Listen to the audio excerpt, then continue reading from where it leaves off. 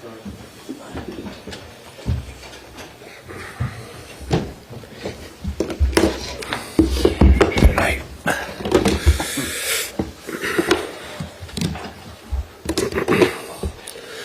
everybody, welcome to our Matchday -1 press conference ahead of tomorrow's fixture against Eintracht Frankfurt.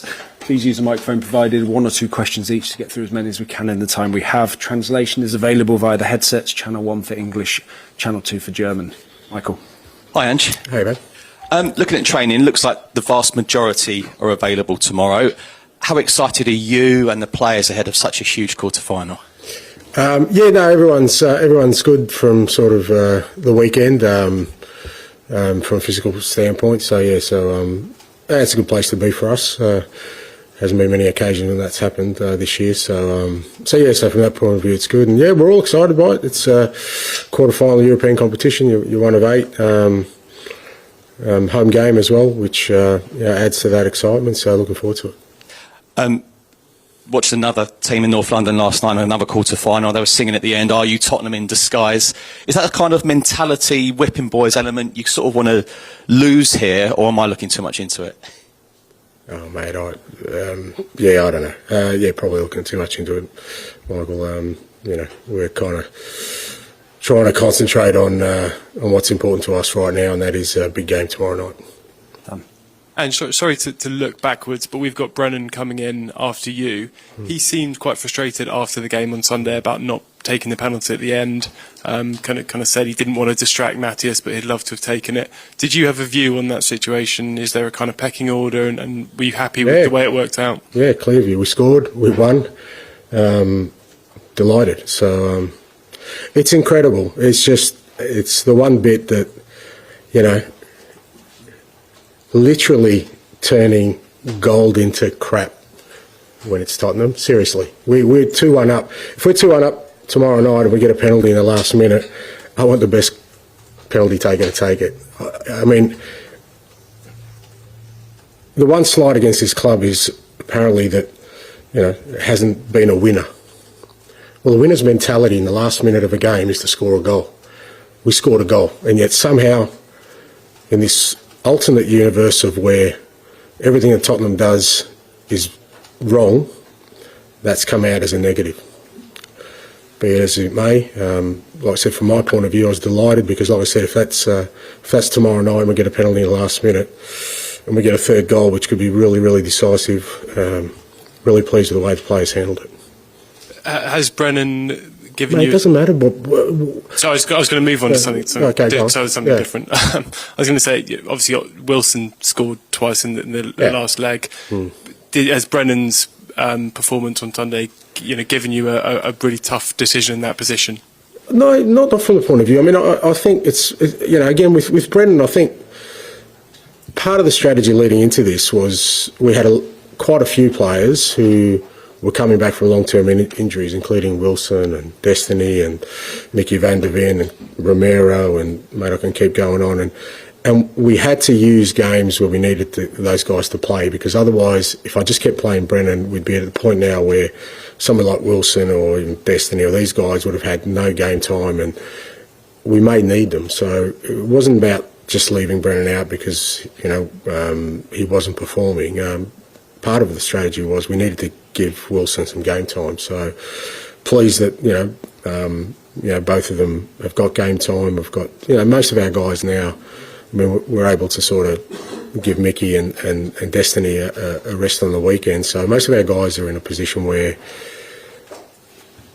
they're not fatigued because they haven't been overplayed, but also they've played enough. I think that's been really important for us. So we're in a good position from that point of view.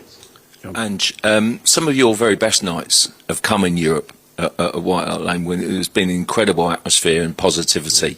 Just how important will that kind of feeling within the stadium be tomorrow night with such a big game? Yeah, hugely important. I think with every European game, I think, whether you're watching last night or you'll watch tonight and, whoever's playing at home, the atmosphere makes a big impact. Absolutely it does. I think it's a big part of European football. I think a lot of teams that have success in European football is on the back of really strong home atmospheres, and we hope it's the same tomorrow night for us. We think if we can get the crowd going tomorrow night. And we've had nights like that this year. European nights have been good. The semi-final of the Carabao Cup, the first leg against Liverpool, was really good. So we need that tomorrow night because it's. I think in European football, it's a big part of sort of helping what are always tight ties, for clubs to get an advantage. And this competition generally offers you such a brilliant opportunity, doesn't it? I mean, it must be one against this huge opponent like this that you want to savour, the players want to savour. Yeah, like I said, I'm not sure how many times a club's been in quarterfinals of a European competition. So I think every time you get in there, you don't take it for granted, and you want to make the most of it for sure. And it's going to be a tough game tomorrow. Frankfurt, a good side, going well in the Bundesliga. They've got a mixture of some real exciting young players, but also some experience in there, and it'll be a good challenge for us. But I think when you get to the last stage of a European competition, I think that's what you expect to face, and looking forward to it. George. And you mentioned how long it's been since Tottenham won something. There's so much at stake with this competition, Champions League. Now you're in the last stages. Just how do you go about changing the mentality of the club that winning something becomes normal, particularly this season? Well, we're still a little bit away from that. It's only the quarter-final stage, but you've got yourself to a position where, you have an opportunity to progress, to the final stages. So it's just one step at a time, and the most important thing is that tomorrow night, like I said, we focus on having a strong performance at home. Make sure that we play the football that we want to play, and we've tried to play. I think we're slowly getting ourselves back into that sort of ability to maintain the levels we need to in a more consistent basis with the players we've got available. So that's got to be the focus. How do you think the team's done since you've had more players back? Have you been happy with what you've seen over the last 6 or 7 weeks? I can assure you it hasn't been 6-7 weeks, but anyway, I think we've been okay. But again, it's been disruptive because, like I said, we've had to juggle getting players game time with, also resting some players at different times so that we can get to this position where, we've got a fairly, fit and strong squad to tackle what's ahead. I thought first half on the weekend was really good. I thought there was some real good signs, both with and without the ball, that the lads are getting stronger in the areas we need them to. Thank you. Tom. Ange, you answered Dan earlier talking about how people turn gold into crap at the moment. There's a sort of sense of frustration at the moment in the last few weeks, what you were saying the other day about being on the lone voice, speaking up for Spurs. How much is there anger in the dressing room of wanting to prove to people this season with this particular game that the team still is strong, still is fighting, and a quality side? Look, I think that feeling exists, but not because of that. I don't think they want to sort of prove. I mean, like that, and I don't think that's kind of a healthy motivation to have, because ultimately you can't win that contest. I just think we're in that position now where, as I said, even the good stuff we may do is going to be turned into some sort of half glass full kind of rhetoric. So from that perspective, I don't think we can. Am I interrupting somebody at the back there? From our perspective, I don't think that can be a driver in what we want to do. The lads are really keen to, as I said, get ourselves to be in a position where we can bring success to the club, keep sort of driving the principles of why we started this whole sort of journey in terms of the kind of football we want to play. Really stick together as they have through the toughest of periods, and now hopefully, we've worked our way into a position where we can make an impact for our season in a real disappointing season for us. I just think there's a real determination to take the opportunity that they've earned up until this point, rather than, like I said, I just don't think you can win that argument of convincing people. I think even if I think John wrote, Even if we win it, I'm gone anyway. So, you know, that's I'm not saying I'm going to go at you. That's just, I think, the general sentiment of people. So if you're trying to use that as a motivation, you're not going to win that anyway. So there's got to be something more in it for us. And for us, what the most important thing as a group is that, like I said, we've been through a really tough time, but we're still in a position where we can make an impact.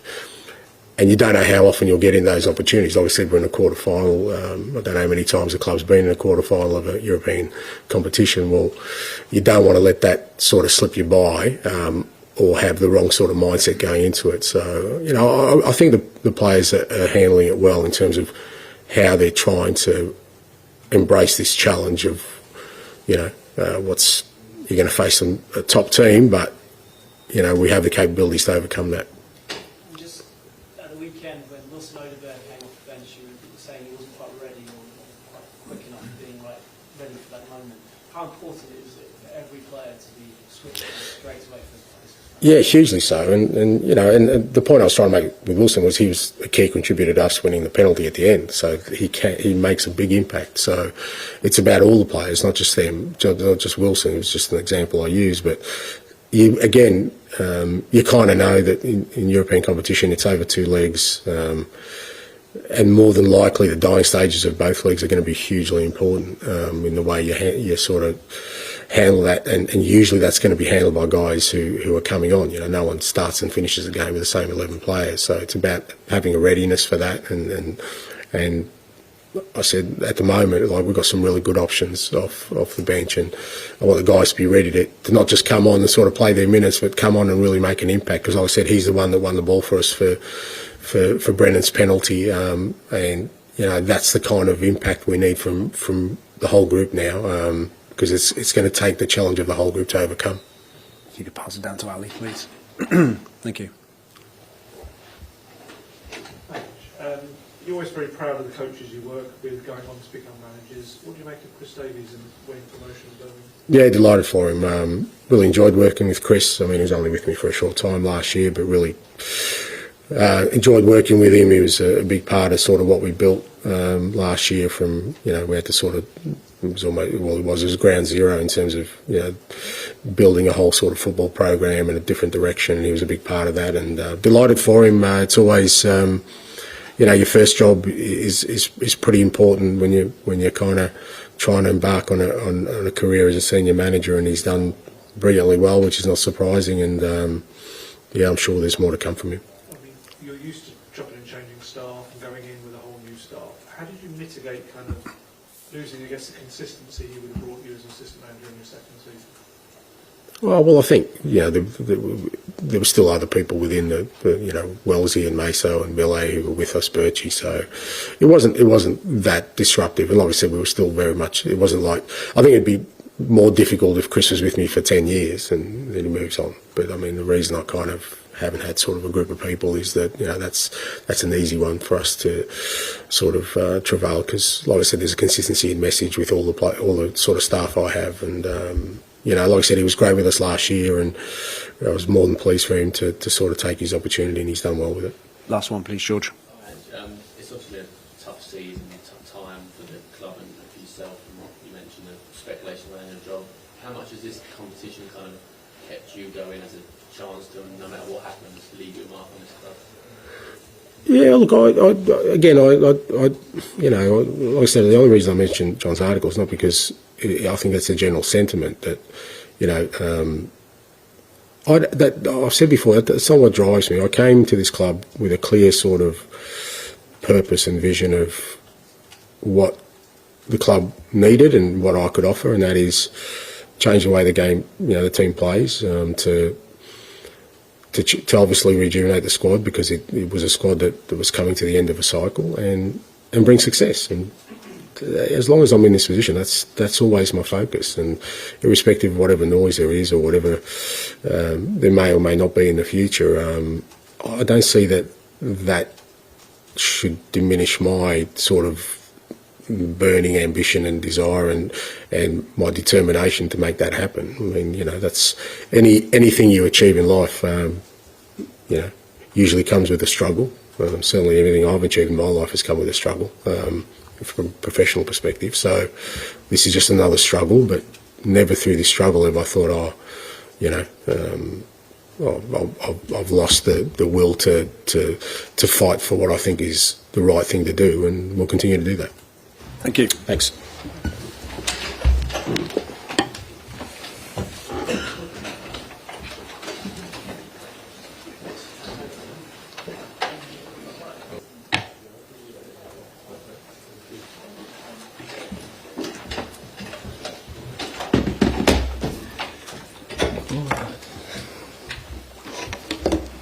I need to write this. Yeah, I got it. Right. Good afternoon, everyone. We'll take questions for Brennan Jods for 10 minutes, and we'll try to get through as many questions as we can in this time. Simultaneous translation is available through the headsets provided, so please select channel 1 for English and channel 2 for German. We'll take questions from the floor, and if you could please use the microphones provided. Hi, Brennan. 2 goals Sunday, 16 in all competitions this season. You've got to be proud of that, because I think it goes under the radar a little bit. Yeah, it's something that I'm definitely proud of. It was a target for me at the start of the season to definitely score more goals than I did last season, and yeah, there's a lot of work that goes into it, positionally, and the types of finishes that I want to improve at. So yeah, 16 goals is something that I'm very happy with. Obviously a big move for you coming from Forest. You look at them now, potentially Champions League, Cup semi-final. Do you roll your eyes and think typical, or no, I'm a massive club here, I'm delighted? No, I think, of course I'm happy for Nottingham Forest and the season that they're having, but I'm delighted to be here. I've loved it every second, and I think, the size of the club and the people within the club and the fans, it's something that I couldn't only have wished for when I was younger, so yeah, really happy to be here. Just following on from that, Brennan, you've got double figures in the Premier League as well. I mean, do you ever feel sort of underappreciated in a way? Not really, no. I think within the team and the staff that we have here, I think it's definitely made to me to feel appreciated. And to be honest, that's all that matters to me. I think where with my colleagues and the staff and the manager make me feel appreciated, and I think the style of play really suits me, and all the people in the club are super supportive of what I've achieved this season. So no, I think within these walls I feel really good about it. You've got this habit of popping up at the back post that's been spoken about a lot this season, and Ange has spoken about that as well. Can you just talk about kind of how that happens, I guess, and why the system suits you so well in that respect? Yeah, I think it suits me just because of the players that we have, the profiles, a lot of fast players. So I think when the ball gets crossed, there tends to be a lot of space for the ball to go all the way across the pitch, and it's just about me gambling on what position to be in. And more times than not this season I've been in the right position, and work does go on in the training ground. I think there's a lot of coaches that do a lot of work with me, which I'm really appreciative of. So there is work that goes into it, but quite instinctive as well. It is something that I've always wanted to do. I was just looking down the goals and assists like earlier in the season. There's some real consistency to it. Obviously, you went on that run as well of goals. Just recently, before those 2 goals, there was that little gap. Is it been a case of you finding your sharpness after the injury? Has that been what it was mainly? Possibly, yeah. I think it was disappointing in picking up an injury that maybe went on a bit longer than I would have wanted it to. So yeah, I think after the injury, it's always tough to kind of hit the ground running. I did score a couple against Ipswich, but I think after that the games came really thick and fast, and it was just about trying as best I can to build up my sharpness. And I feel like when I'm at my best, it is when I'm feeling really sharp and energetic and fit as well. So yeah, possibly a little bit of that, and then more just the performance maybe wasn't as high as it was before that. Something I wanted to ask you about the penalties. It was more something you said after it, that you didn't want to put off Matisse by kind of having too much of a debate about it, which is quite rare because you do see these kind of things. Kind of how important was that for you? You clearly wanted to take the penalty, but didn't want to upset him or put him off his stride. Yeah, exactly. I think all of us attacking players, if there's a chance to score from 12 yards without being contested, I think anyone would want to take it. So once a decision had been made, it's not really my nature to argue or have a fight about who takes the penalty, because as I said, I've been in a situation before where people are really reluctant to let someone else have a penalty, and it can put you off. So once the ball was with Matisse, I just wanted to get on the edge of the box and support him, and yeah, he put it away, and he's a quality player as well, so it's not like I'm doubting his quality. As soon as the ball was put in his hands, I backed him to score. Hi Brendan, do you want to take you back to kind of that December time when the team had all the injuries? It was a really tough period. How much did this kind of competition keep you all going as kind of light at the end of the tunnel, that when you got the players back you could really give it a good push? Yeah, massively. I think that period that you mentioned was really tough. There was a crazy amount of injuries, and yeah, I think even in the European games when we had the injuries, the lads performed really well. I feel like everyone gave literally everything. I think we were at one point only had 10 or 11 fit first team players. So yeah, I was really proud watching the lads, especially in Europe. I think the way they fought in the games till the end, got some really good performances and results away from home as well, which is something that yeah, I was watching. It made me proud, and I feel like it just gave us a great performance and great elevation to go and really push on in this competition. And obviously, you know, you as players want to win it for yourself. How much do you kind of want to win it for Ange, given all the talk about him at the minute?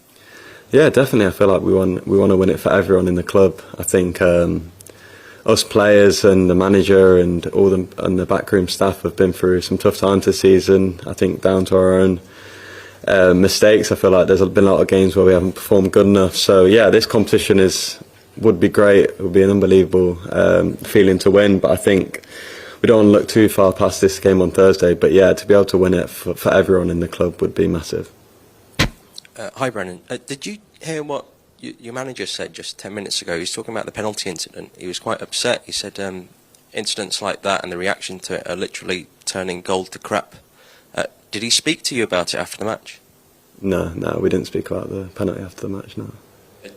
Do you agree with what he was saying? Because what he was getting at is that it's a winning mentality. Just he wants the best player to take the penalty, and he wants the win more than anything. Do you agree with him that the reaction to that has been wrong, and that's what the club needs to focus on?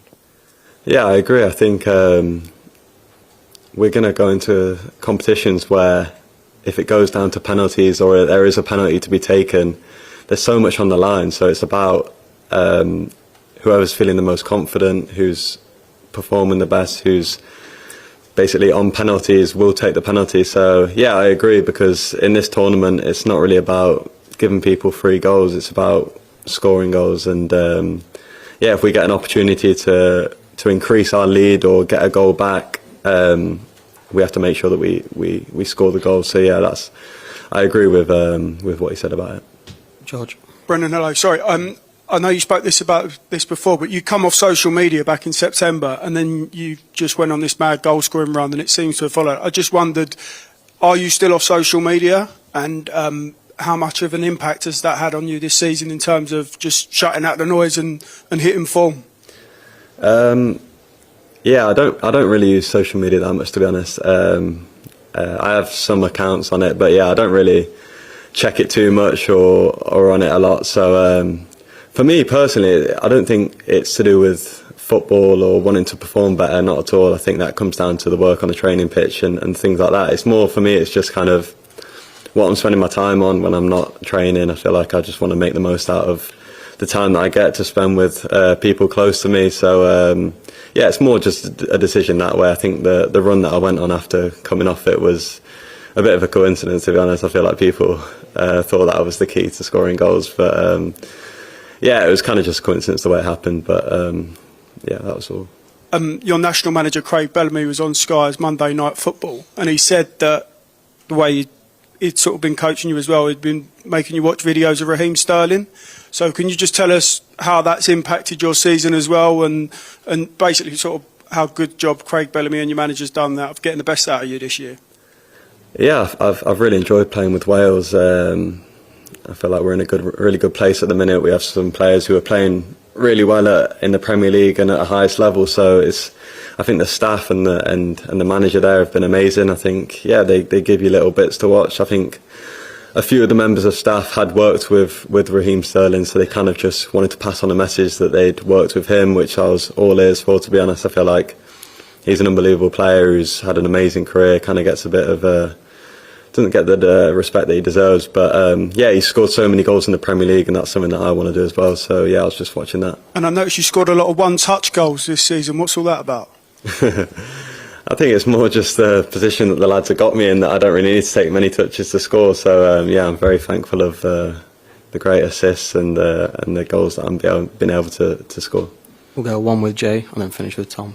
Hey Brennan, you mentioned earlier about working on different types of finishing and training and positions. I wonder if you could just give us a couple of specific examples of things that you've done. Yeah, one would be, for example, the first goal on the weekend. Was kind of noticing that Dom had made the run to the first post, so then being in a position when the ball gets cut back on my left foot. I think something like that, I've just been told not to try and hit the ball too hard, kind of, because it's coming at quite pace. So yeah, when it's on my left foot, not thinking about it too much, just trying to get a good contact on it. And then also there's a lot of work that goes into trying to hitting the ball into the ground, trying to make it hard for the goalkeepers as well. That's another tip that I've kind of got this season. So yeah, just little things like this to take in mind. I know in a game it's kind of hard to think about all the things that you've been told, but little things like this, if you keep practicing it, it kind of sticks. We'll finish with Tom, please. Okay, Brennan, last season you guys were chasing the Champions League, just missed out. This year in the league, you know how difficult it's been.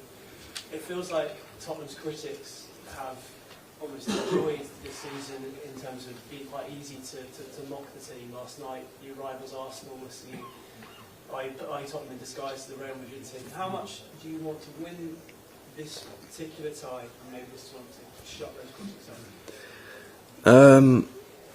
Yeah, I think, well, me personally, I just want to win it for the group of players and the staff that we have. I don't really care about what other people sing and the critics. To be honest, I feel like I switched off from that a long time ago. So for me, it's just I love the lads, all the players in the squad, all the staff, the management team. I feel like we've created a real tight-knit group, and I feel like we've all been under a lot of critics, maybe different people at different points, so it's something that we can all kind of relate to, so we all have that understanding of each other. So yeah, when it comes to tournaments like this and being able to progress, it's something that we just want to do for each other, because at the end of the day we've had some tough times, and there'd be no better joy to celebrate with the people that have had to go through it like I have as well. Thank you very much. Perfect. Nice one, Brennan. Thank you.